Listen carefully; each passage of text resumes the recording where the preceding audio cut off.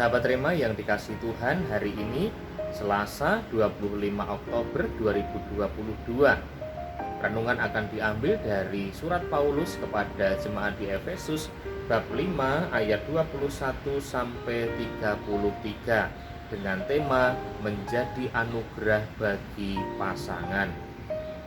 Sahabat Rema yang dikasihi Tuhan, tentu dalam hidup perkawinan setiap orang mendambakan kebahagiaan.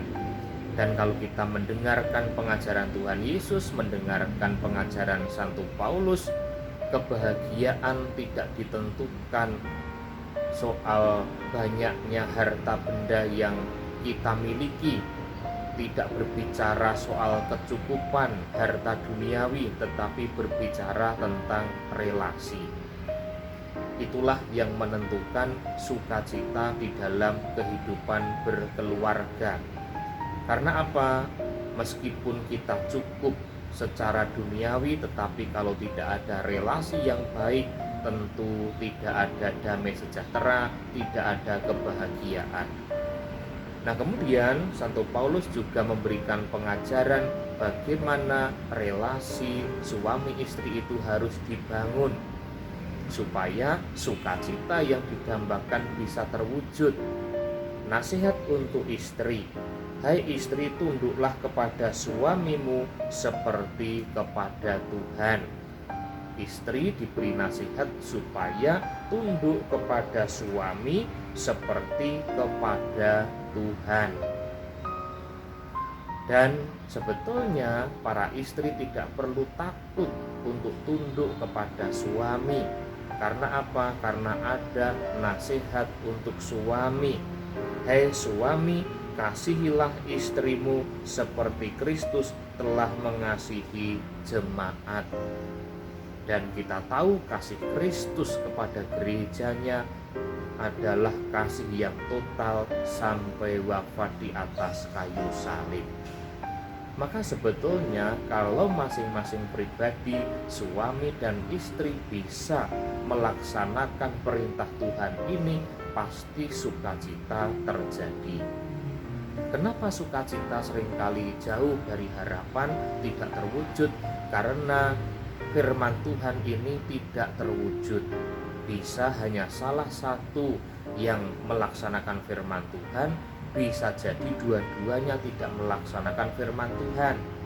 Istri begitu tunduk pada suami, tetapi suami tidak mengasihi, atau suami begitu mengasihi, tetapi istri tidak mau tunduk, atau bahkan dua-duanya, istri tunduk juga tidak, suami mengasihi juga tidak. Maka yang terjadi pasti suatu kehancuran. Sahabat Rema yang dikasihi Tuhan, di dalam dokumen gereja Gaudium et Spes artikel 48 dikatakan Allah lah pencipta perkawinan yang mencakup nilai dan tujuan. Nah, nilai-nilai yang harus dikembangkan, diwujudkan di dalam hidup berkeluarga adalah menjadi anugerah satu dengan yang lain.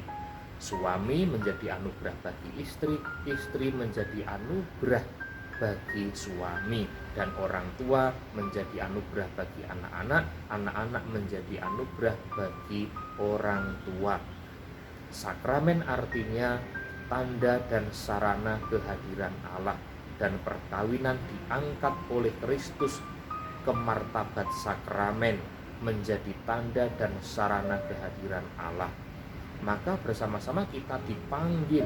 Kalau aku menjadi sakramen, berarti aku menjadi tanda dan sarana kehadiran Allah bagi yang lain.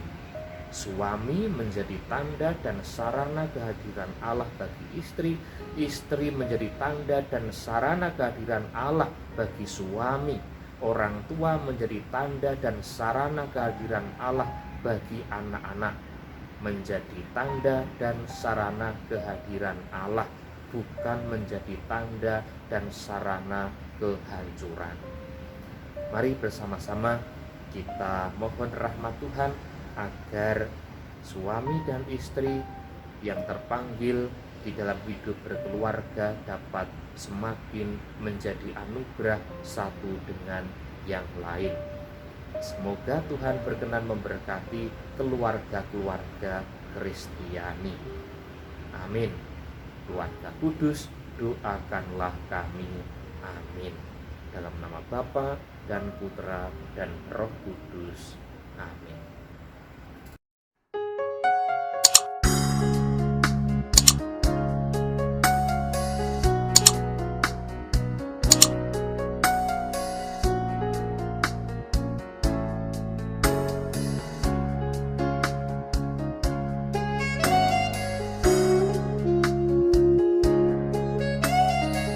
Sahabat Rema, sampai jumpa dalam program berikutnya.